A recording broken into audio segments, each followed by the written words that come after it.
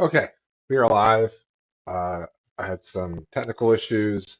For some reason last night, I made a mistake and didn't press the button properly. So I thought I was being recorded and live, and I talked for an hour, but nothing was posted. I waited until today to see if it was like delayed, but it wasn't delayed. And then I tried to record it again, and my microphone wasn't on. So I'm having a whole lot of issues, but let's get through this and talk about my experience at Capclave, some of the things that I've read in the past week, and also the things that I've checked out from the library, and what I am planning to do during the month of October. So um, let's talk about Capclave first. So Capclave is a regional convention, and I have never gone to a regional convention before. I've only gone to Worldcon. Usually it's the other way around. Usually people start with going to regional conventions and then go to Worldcon, but I've gone to four Worldcons, but never to an actual uh, regional convention. So I wanted to experience what that was like. And the reason why I wanted to go a lot is because Charlie Jean Anders and Sarah Pinsker were both the guest of honor, and I enjoy both of their works and their writing, their short stories. So um, I went and I had a great time. It was from Friday around 4 until Sunday around 2. Um, and I just did con things. I did not go do the tourist thing. I've been to DC enough now, and I knew that it would. I didn't want to spend that time just because I was only going to be there for 2 nights. So let's talk about some of the things I did. I went to a lot of panels. I was actually in the mood for panelage. The panels I felt were really well done. A lot of diverse topics, a lot of things that I was interested in. I know when I was in Chicago last year for Worldcon, there weren't a lot of panels that I was personally interested in. So it was nice to go to these panels to hear people talk about things I was interested in, and also to see some of the authors that I read, but also find new authors. That was great. So the first one I went to was about standalones, and trilogies, and series, and when should a book become a series? When should it be a standalone, a duology, etc. Bjorn Hasler, Kathy Green, Jean Adams, Joshua Palmetier, and Mark Roth were on this panel. And what I took away from this one is that a lot of times it is out of the author's control what will happen with their books. And so if an author writes a very long book, the publisher will be like, hey, if this I can publish this as a duology, but as a single book, it's too long. Or they write a standalone and the publisher says, hey, this was really good. Let's have a sequel. And now you're writing a sequel. And then they say, oh, everyone loved that. So now we have a trilogy. So for a lot of authors, if they aren't intentionally trying to write a series or a trilogy, a lot of times the popularity of those books makes those decisions for them. I then went to Romance and SFF. On that panel, we have Charlie Jane Anders, Gene Ward, Jeanne Adams, Joan Wendland, and Elle Penelope. Um, Leslie Penelope was one of the people that I was really impressed with while I was there. She's someone that I've never heard of, and I will give their books a try. Um, this is the one that I'm going to give a try. This one is, I put it on hold at my library, so it should arrive pretty soon. The Monsters We Defy by Leslie Penelope, and she writes a lot of uh, fantasy romance, and so I might give her books a try in the future. This one here is more of a heist in the 1920s, but there is a romance element as well in the book. So I was happy to find a new author that I am going to give a try, and there's a few of them too that I was impressed with. Let's see here. Go ahead and remove that. Anyways, on that panel, they talked about the difference between romance in science fiction and fantasy and romance in like just regular romance.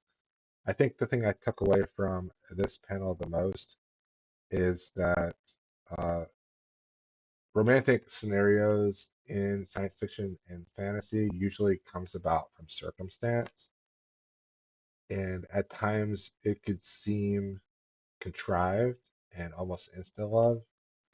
Um, and a good author will make it so that it doesn't feel that way. But because of most of the time it's by circumstance, that is why there's always a lot of criticism about insta love in the genres. Then with to anthology builder, we have Alex Schwartzman, Ian Randall Strock, Keith R. DeCandido, Mike McPhail, and Neil Clark. This was a panel about building an anthology. All of these people were involved in building anthologies, either professionally or smaller presses. And they brought out a lot of good energy. And I liked how they talked about how they went about choosing which stories to put in books. And what I'm going to take away from this one the most is that uh, authors that get paid up front and is very important, but also that each contract with each author is a little bit different. And that if there is ever like an anthology that asks people to write for them and they're only going to give them residuals, a cut of the profit of the book sales, then that author probably should not do that. I didn't really get a good sense of how to start to become an editor of anthologies or like magazines or whatever, which would be something that I would love to do, but I have no clue where to start. I think a lot of them got their start working for somebody else in the science fiction business. So a lot of them had experience in the 90s working with like Asimov's or uh, science fiction and fantasy, things like that. And they were able to use that experience as leverage to start their own thing. And then after that, I went to grab something to eat and went upstairs and read for a while. The next day, I went to State of Horror with AC Wise, Hildy Silverman, Hori Rayo, Randy Don, and Sunny Moraine. They talked about the trends and what is going on in the horror genre. They believe that there's like a resurgence of popularity with horror. I was really impressed with both Sunny Moraine and Randy Don. I'm definitely going to read Sunny Moraine's uh, novella that's coming out from Nightfire next year. I think it'll be very good.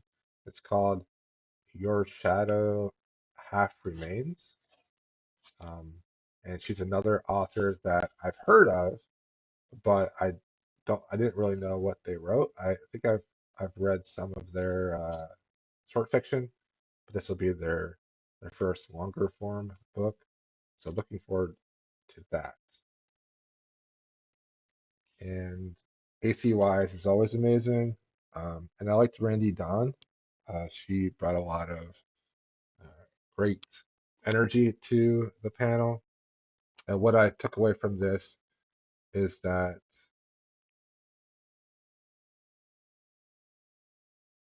really you can't predict where any of these genres are going to go in the future.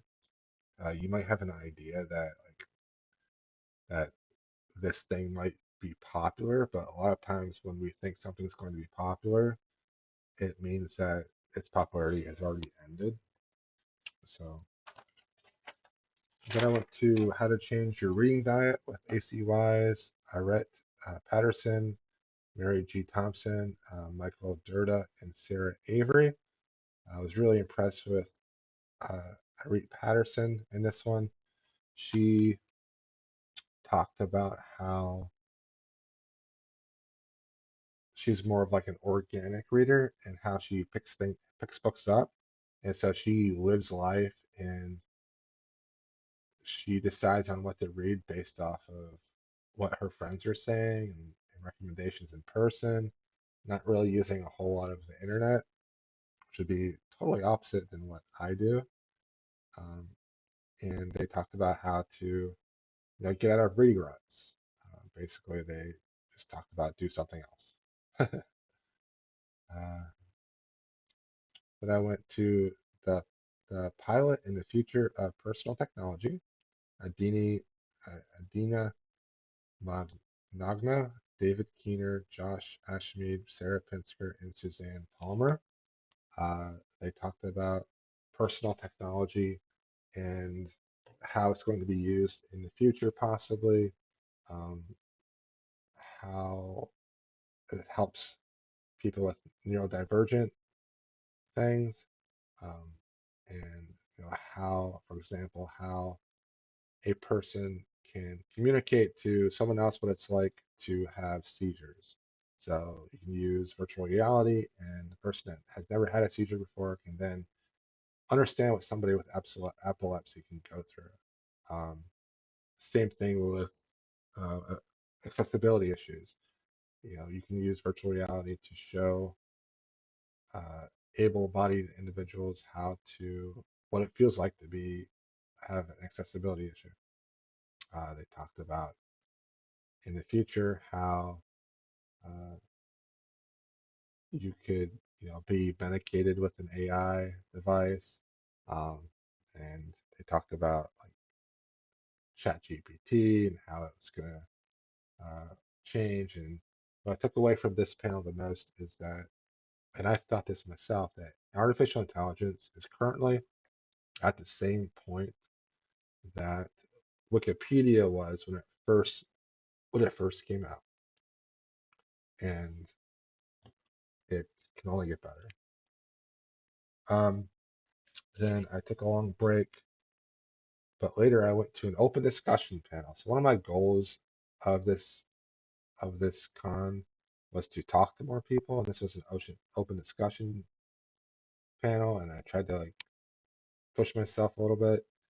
Brick Barentos, Kathy Green, and uh, Vanessa Rose Finn, also known as Ness. They were the participants, and there were a bunch of people.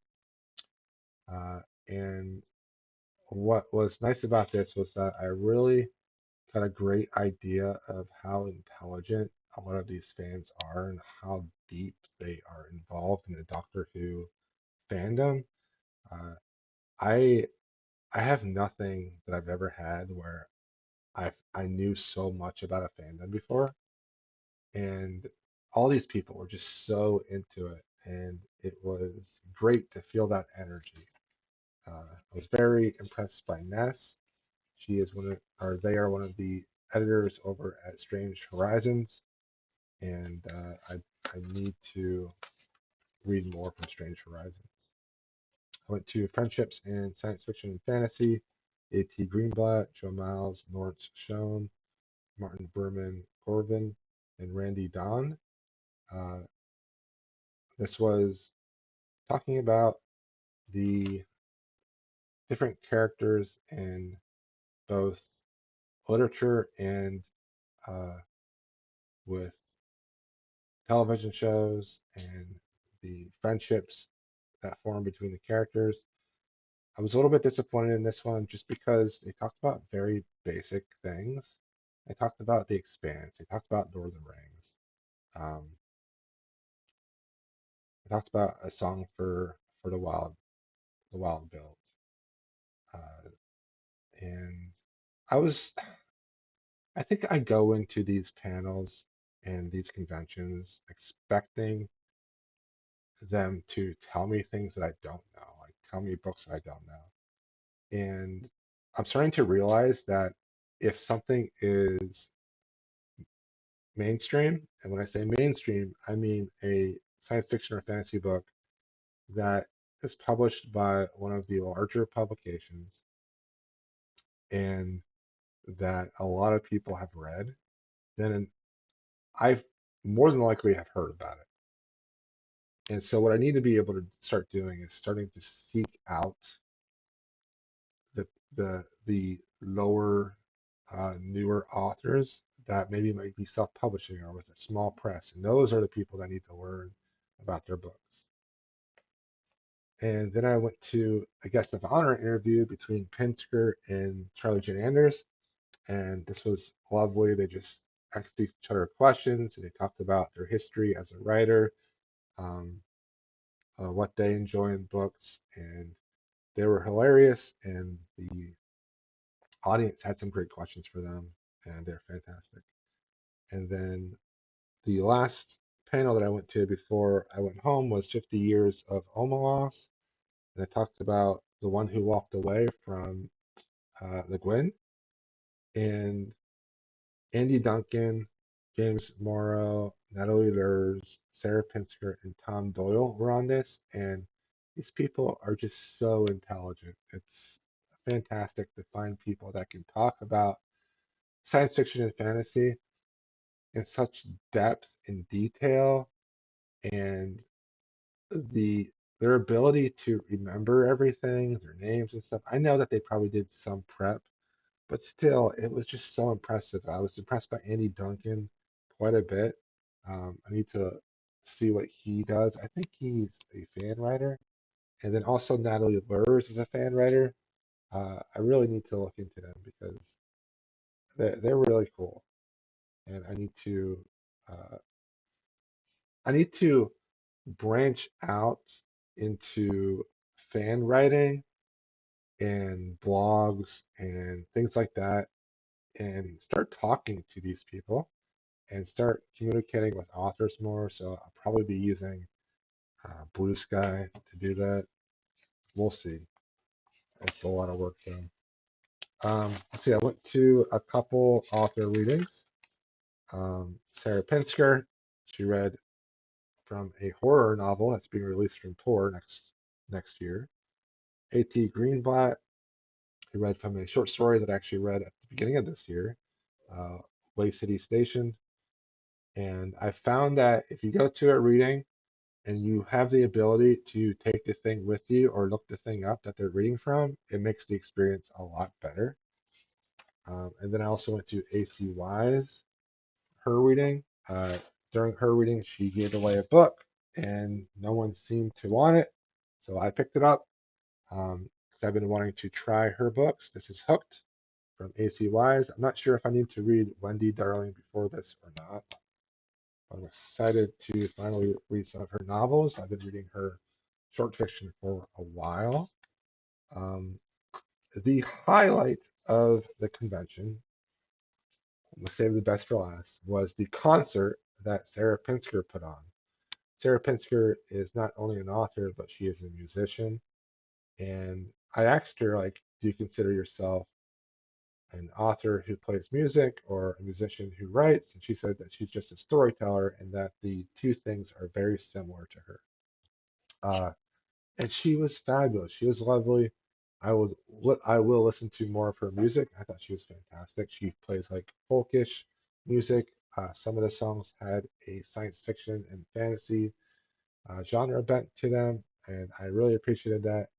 And it just showed to me that I like these musical things a lot. I know when I was in DC for DisCon a few years ago, I really enjoyed the musical things as well. Um, while I was there, I bought some books. Let's see here. Let's move some books here. So I was able to talk to Neil Clark. Finally, got the courage to say hello to him. And I got the seventh volume of the best science fiction of the year. These were stories that were written in 2021, but the book was delayed. But I'm looking forward to reading this. I read the very first volume of his series, and it was phenomenal. They are long books. They take a very long time to read. I also got A Haunting on the Hill from Elizabeth Hand. This is a follow-up to Shirley Jackson's story, A House on a Haunted Hill, and I definitely want to uh, get into this month because it is definitely horror. And then I also bought Avery Dew's short story collection, The Wishing Pool and Other Stories. I want to read more from her.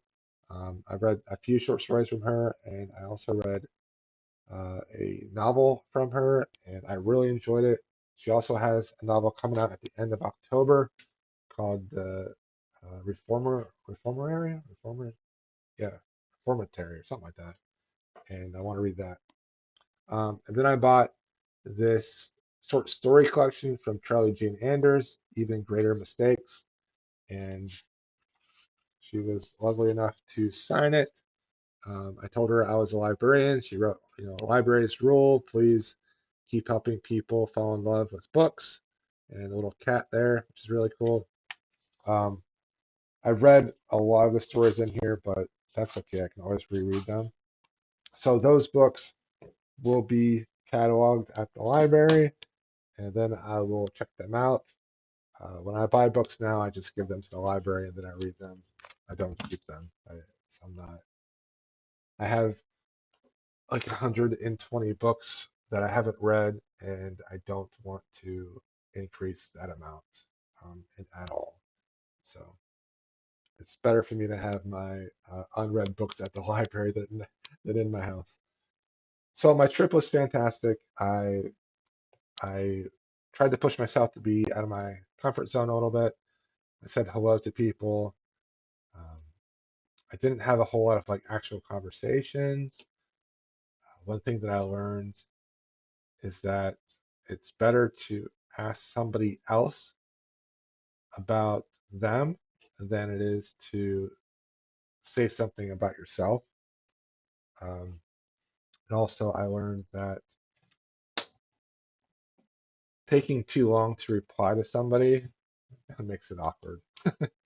So I'm good if I know people, but it's really difficult for me to talk to strangers. Very difficult. Uh, so that's one of the reasons why I want to go to more conventions because I need practice talking to strangers in social settings. I don't go to like bars or anything like that, so it's hard to find that atmosphere. Okay, let's talk about the books that I have checked out from the library at the moment. Um, and I have a lot. I have quite a bit. So the first book I've checked out at the library is called On Censorship. This is a public librarian's examination of cancel culture. This is from James LaRue. Very short book, and looking forward to reading that. I have Brady Hendrix's How to Sell a Haunted House. This is one of my priority books because I want to read a lot of horror uh, this month. So that's a priority book. I also have another priority book is All Hollows by Christopher Golden. This one just looks like it's a crazy horror, a lot of fun. Um, Another one is The Last House on Needle Street by Catriona Ward. That is also a horror book for this month, and that's a priority book. The Maid by Nita Prose. This is my library's book club book for the month. So I'm going to be reading this. Looking forward to some mystery aspects. And then I have a few more uh, books that are priority books that I am going to try very hard to read. We have The Spite House, another horror from Johnny Compton. A lot of the horror books are relatively short, shorter than most other books. We have Yellowface from R.F. Kuang, and then Silver Nitrate from Sylvia Moreno Garcia. So those are my what I really want to read this month. Let's see, 7 books. Wow. And then the other things we have Into the Riverlands from Niveau. This is a Hugo recommended book, Hugo award book. Uku. This is from Fumi Yashinaga, and a friend of mine, Rachel, read this, and I'm going to give this a try. I have Deep Sky from Yume Kats Kitase. Kitase. This is a science fiction book. The daughter of Dr. Moreau from Sylvia Moreno Garcia. This is a Hugo Award nominee. I have science fiction and fantasy, the September, October issue, and Asimov's the September and October issue. And then I have A Man and His Cat, Volume 4. And you know what? I just realized I went out of order. However, let's finish this up. I have The Wager from David Gran. I think I'm going to return this one just because I think people have holds on this. So I'm going to put this off to the side so that I won't forget it. And then I have this giant H.G. Wells 7 novels in one thing. I kind of want to read The Island of Dr. Moreau before I read The Daughter of Dr. Moreau. I'm not sure if that's going to happen though. Okay, so those are the things that I've currently checked out. Let me talk about the things that I actually did read this last week. So I didn't read as much as I wanted to, but uh, that's okay. Not a big deal. Oh, also, I have a bunch of Sarah Pinsker things coming in transit at the library. A Song of New Day. Sooner or later, everything falls into the sea. We Are Satellites and Lost Places. Also, The Monsters We Defy is in transit. I'm hoping that I can keep a lot of those things for extra time and probably read them in November.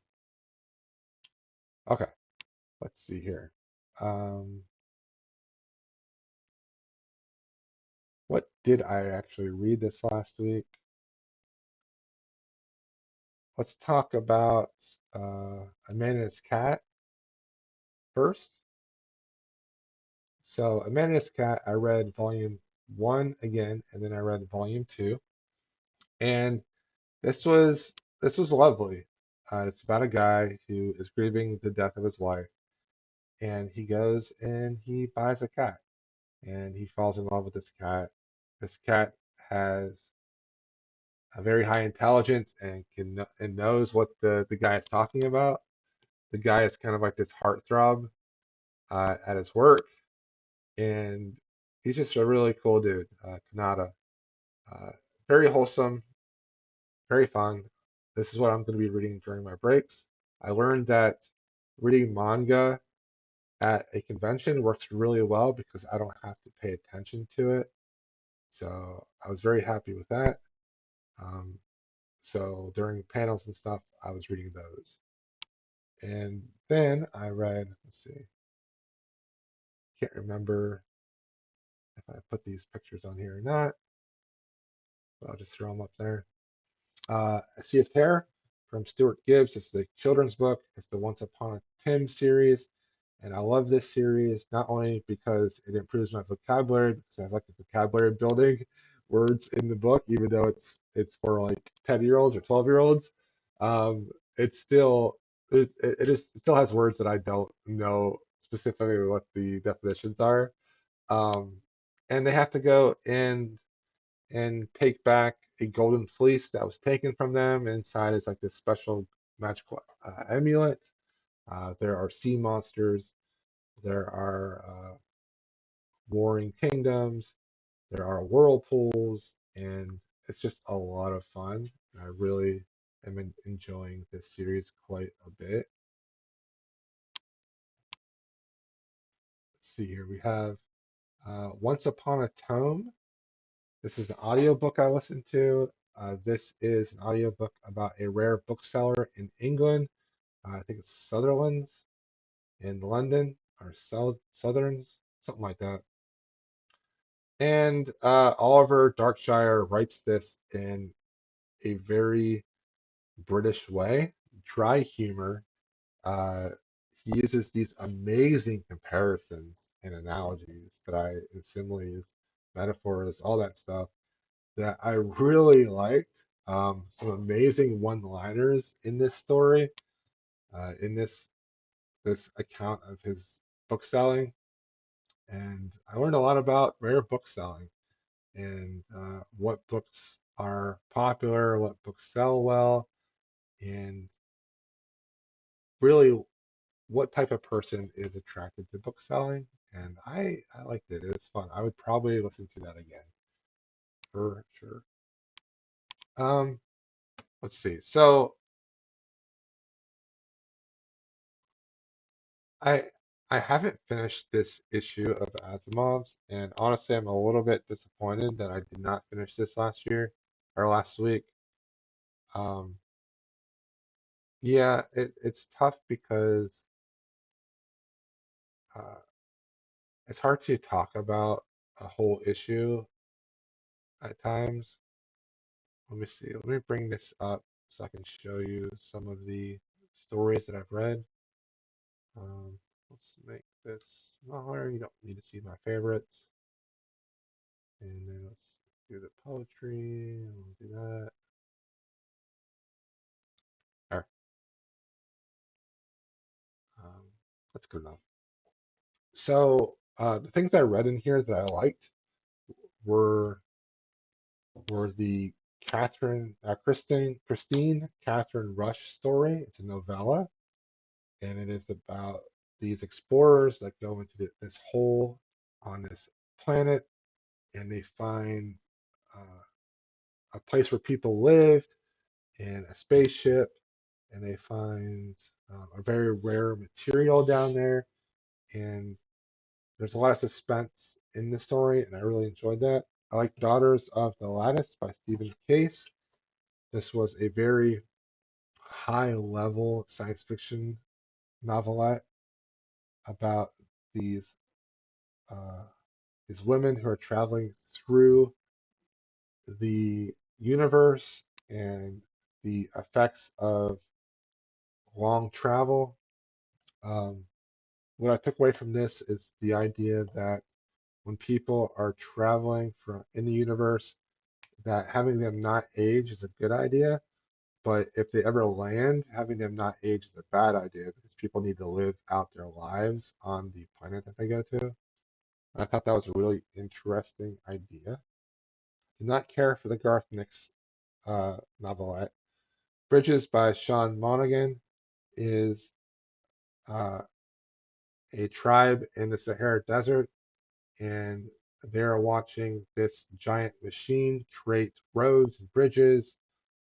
And it really reminds me of what they're doing in Saudi Arabia with that thing that they call the line, where there's going to be this big wall, basically, but people live in that wall. Um, and it kind of brings up the idea of, okay, is changing the desert, changing the world worth taking away some of the natural uh, beauty of the world? It was really good. Hope is a Thing with Feathers by Carolyn Long. I enjoyed that one. It's about a young man with autism that works at an aviary, and he ends up being able to talk to crows, and the crows can talk back to him. I really like The Greeter by Rick Wilbur and Lisa Rose. This is about a girl with Down syndrome who is a greeter at her local restaurant, and her father and her mother both worked in contacting uh, um, extraterrestrial intelligences. Her mother disappeared. Her father ends up taking care of the daughter by himself, and the aliens return, and she goes and greets the aliens and finds that her mother did find the aliens and that she was with them this whole time. Tilt by Leslie Watt. A therapist is trying to, I wouldn't say help, maybe experiment on these mutants at this almost like a prison, and they're doing basic therapy type things, but all of the people in therapy have powers. Interesting story. Did not care about Let the Games Begin. And so I still need to read Have You Seen Bitsy? by James Van Pelt. My sister told me to write a story about the genetics of inheritable godhood by Sarah Pinsker. I still need to read the novella from Robert Reed called What Will Never Be. So maybe I'll talk about one of those things next week that I really liked. So, yep. Um, let's see. Let's move on. What did I read next, or what do I want to talk about next? Let's go with Thornhedge by P Kingfisher. This is a novella, and I actually read this at the convention at night. This was really good. I really like this. There, there is a young girl who is the daughter of a king and queen. However, she gets stolen from fairyland and is replaced with a changeling.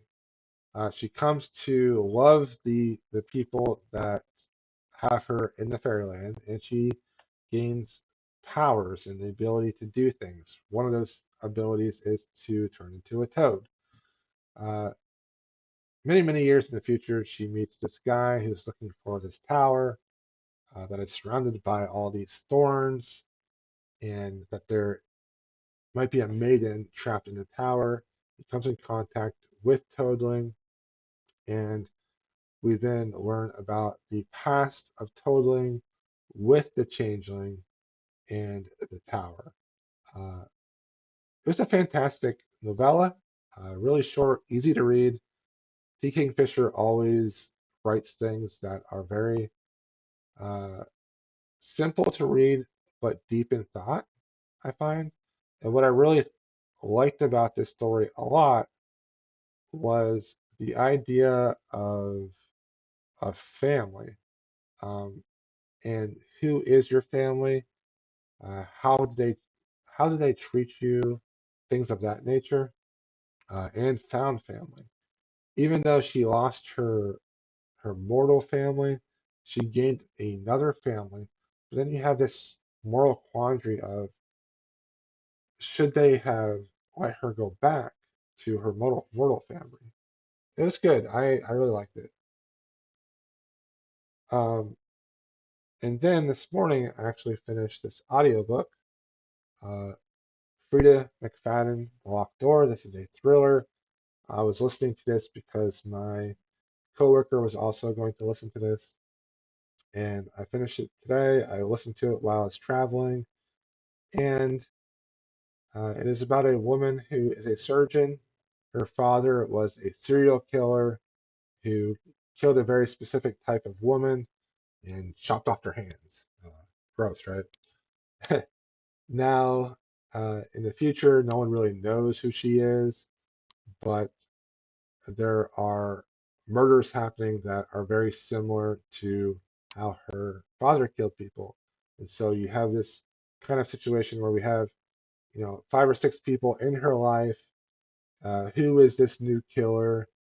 And can she come to accept what happened to her father and her family and come to embrace who she was then and who she is now? It was a great book. It wasn't like super special, but I enjoyed listening to it. The reveal was okay, but it was fun. I'm not going to say anything negative against it. And those are the things that I read this last week. Um, and then finally, my plans for October are to read those horror books.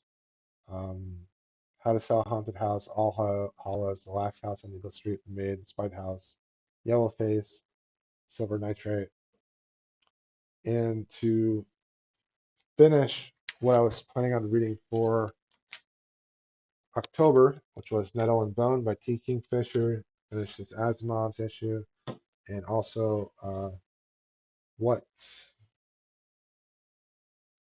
what rules the dead? T. Kingfisher. What Moves the Dead by T. Kingfisher. I want to read that too. So those are the things that I'm going to be reading this week. Yes. So that's going to be a lot. I am planning on reading a lot in the month of October. However, I'm not going to try to read a certain amount, try to do a certain amount because I've found that that's not that great. I need to find out if I need to buy a new microphone or not. I'm going to listen to this recording and see how that audio quality is with my microphone that's on my headset. So that's my experience at Capclave, what I've read, and what I have planned to read, what I have checked out. So hopefully YouTube will save this one and not get rid of it. I think it was user error last time though. So hope everyone has an amazing week of reading and that you love what you're reading, that you're loving what you're doing, and please be kind to each other. I appreciate everyone watching. I will talk to you all next week or tonight. I'll probably do a streaming thing tonight.